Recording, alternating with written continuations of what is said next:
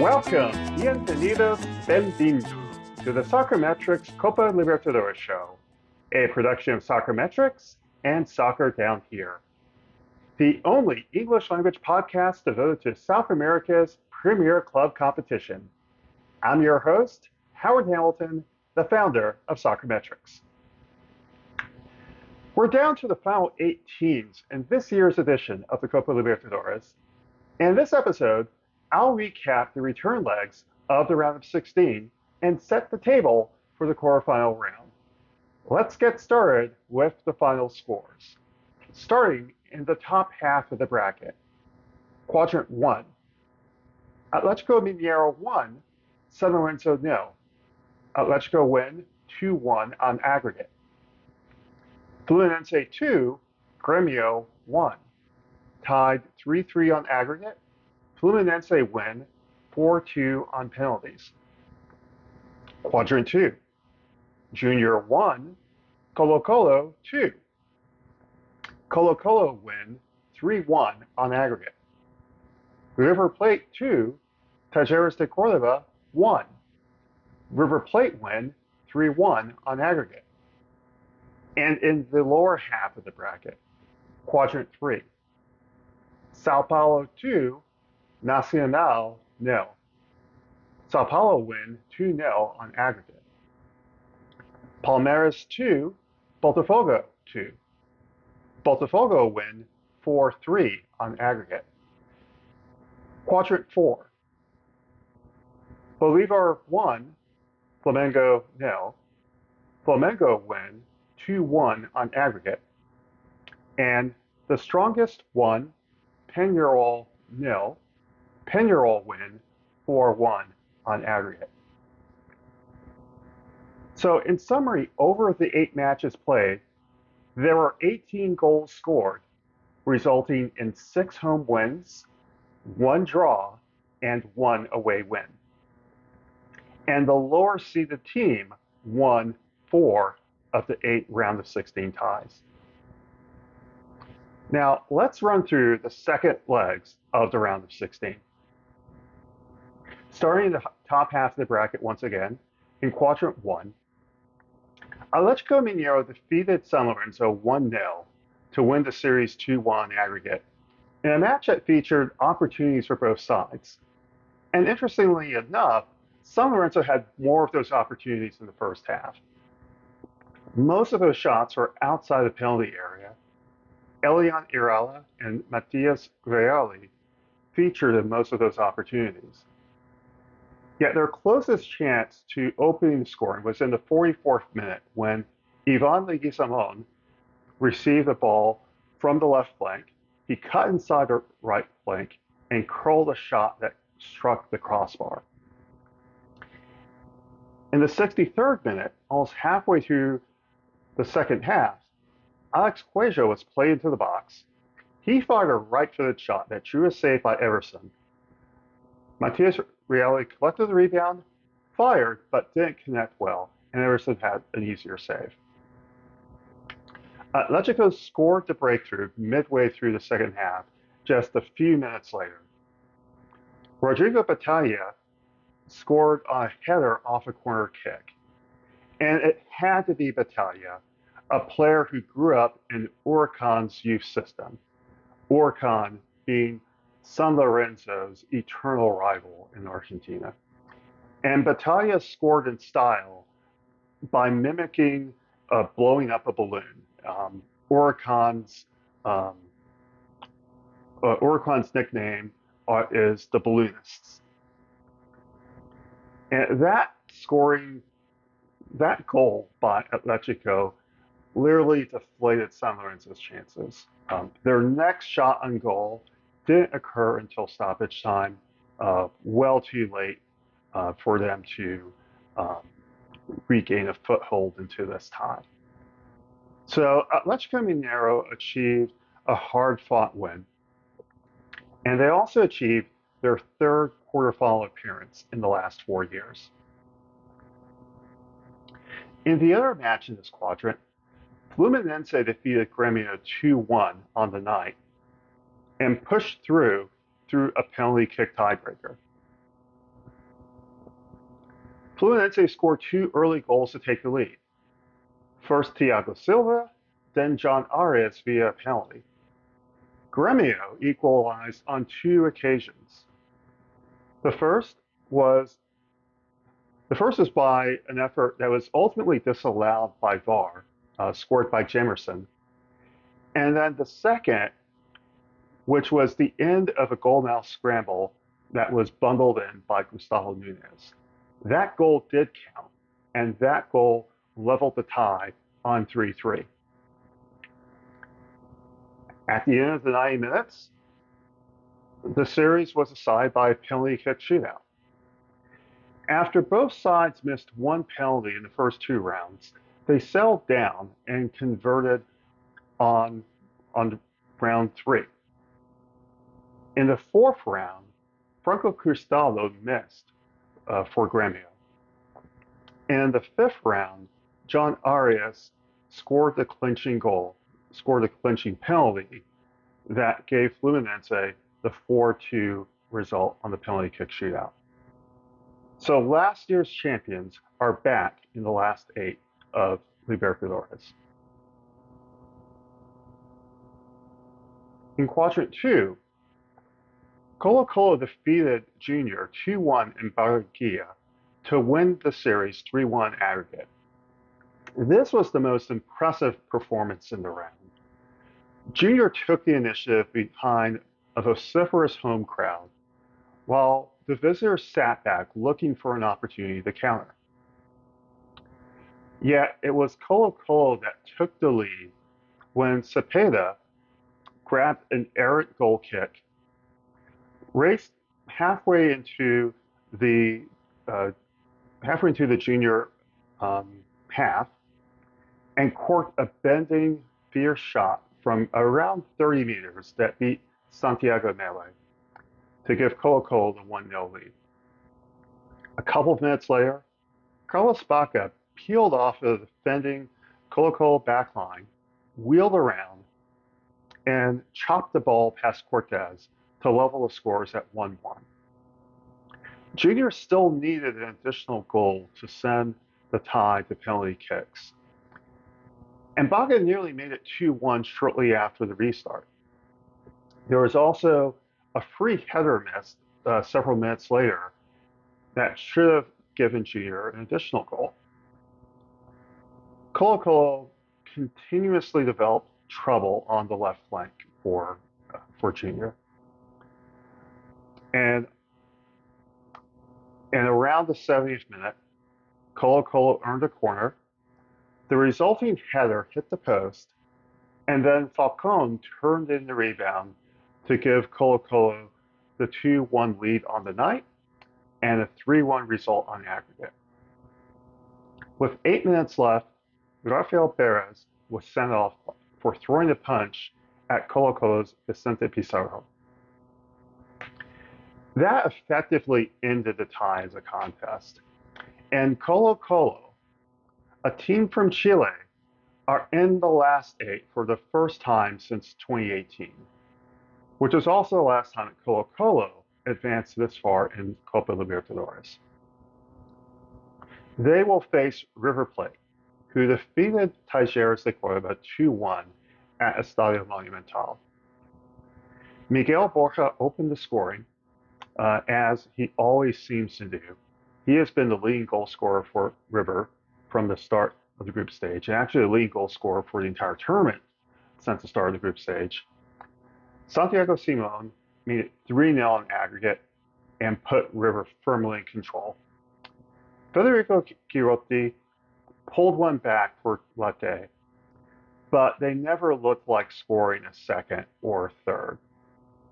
And River are back in the quarterfinals for the first time since 2021. Now turning our attention to the bottom half of the bracket, and in Quadrant 3.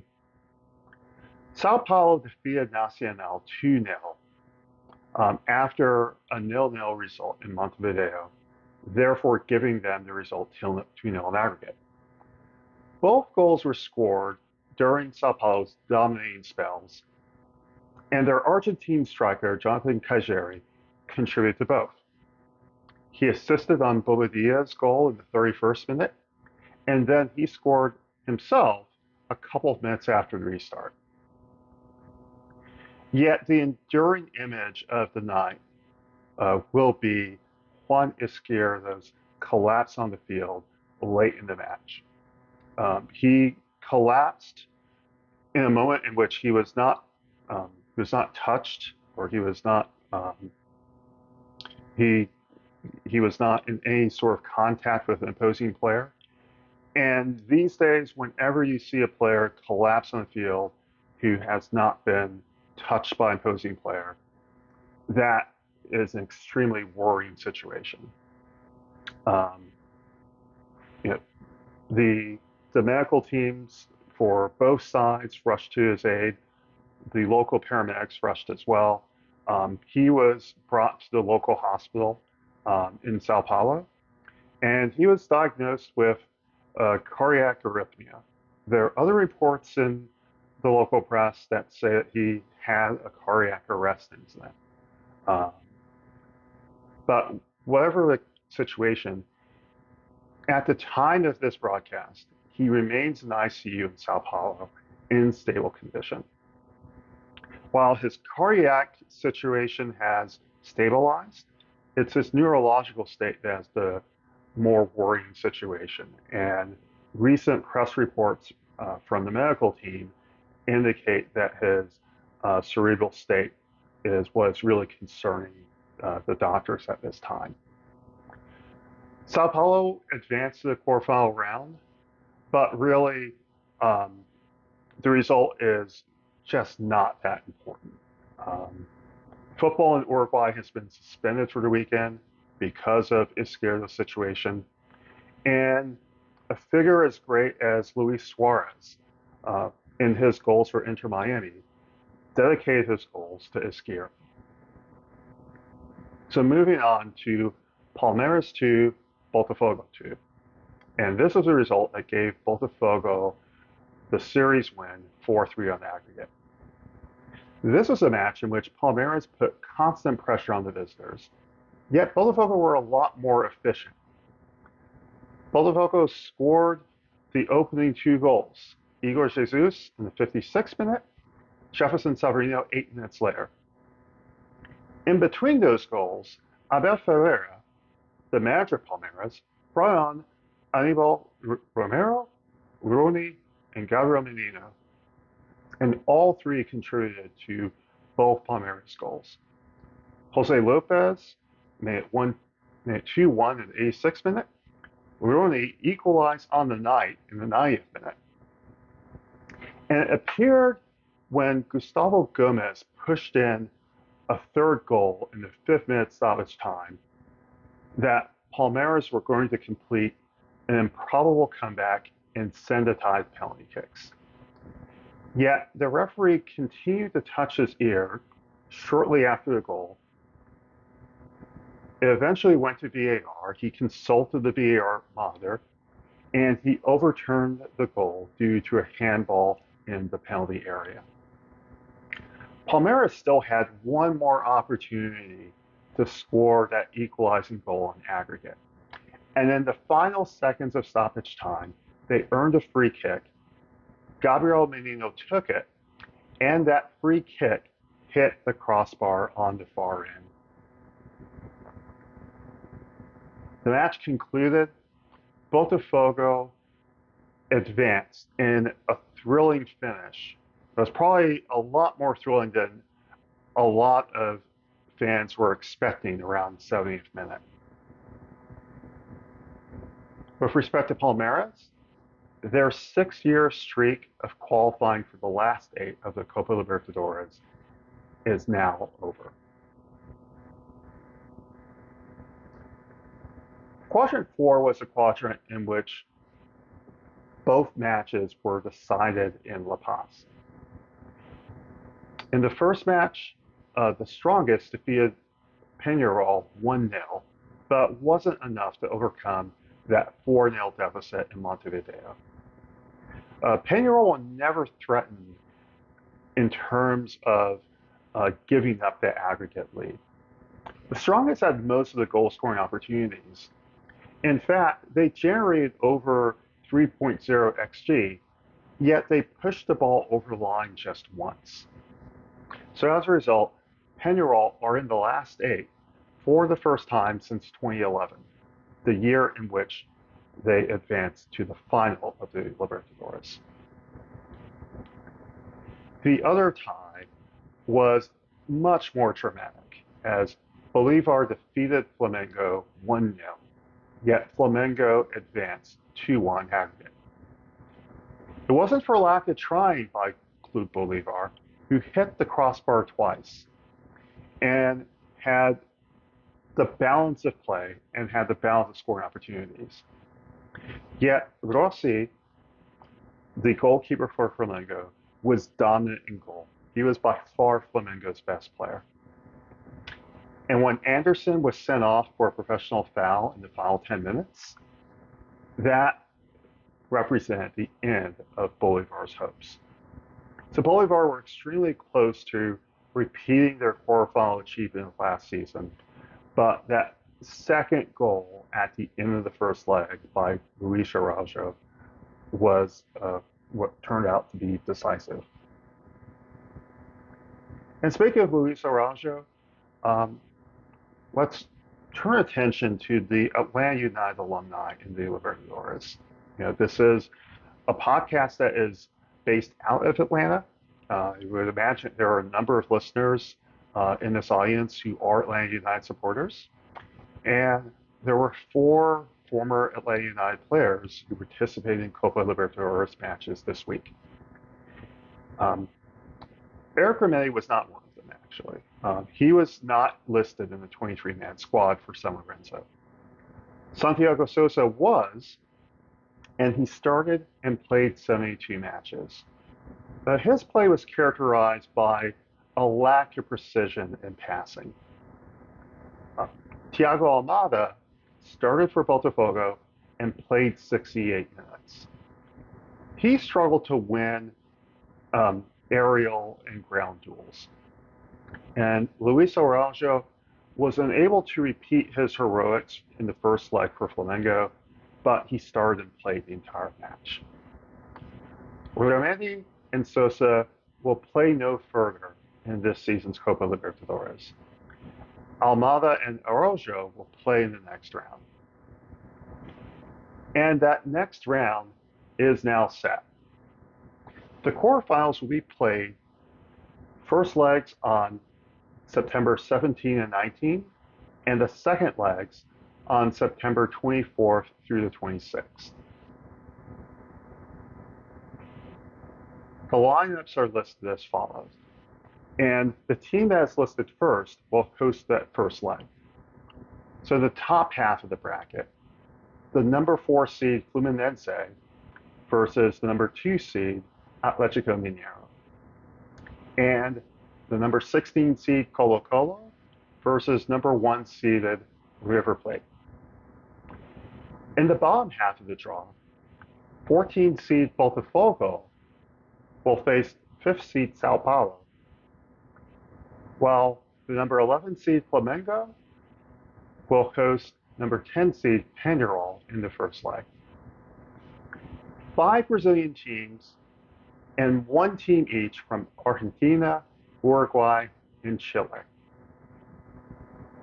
Now, this quarterfinal lineup represents the first time ever that 3 teams in the Copa Libertadores knockout stage hail from the same city. That city is Rio de Janeiro. Fluminense, Botafogo, and Flamengo.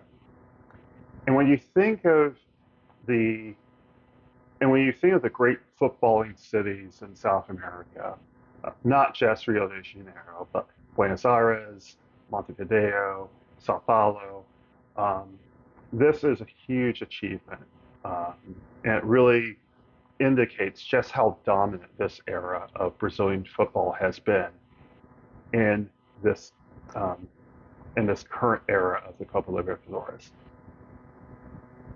And furthermore, we know that 2 Brazilian teams are guaranteed a place in the semifinals. It's still possible that we will have that we could see a Fla-Flu final, a final between Flamengo and Fluminense for a Libertadores title. One Clásico that could be just as big as Boca versus River 6 years ago. We could see a River Derby. We could see a Rio Derby. Botafogo Flamengo in the semifinal, or Fluminense Botafogo in the final. So this quarterfinal shapes up to be an interesting collection of matchups. So it'll be, so all we have to do now is really wait until the end of next month, until the latter half of next month. So really interesting encounters across the continent. So you can find XG maps, flowcharts, and passing network maps for every Libertadores match on Soccermetrics X feed. The match data is supplied by Data Factory Latin America. If you want to follow me and send a comment or question, my X handle is @Soccermetrics. You can also send questions or comments to @SoccerDownHere or to Jason Longshore @Longshoe. We'll answer your questions about the tournament in a future episode, and we do appreciate your comments as we strive to make this show better. In the next episode, I'll report news from the Libertadores and tell the story of one of the legends of the competition. In fact, the greatest goal scorer of them all, Alberto Spencer.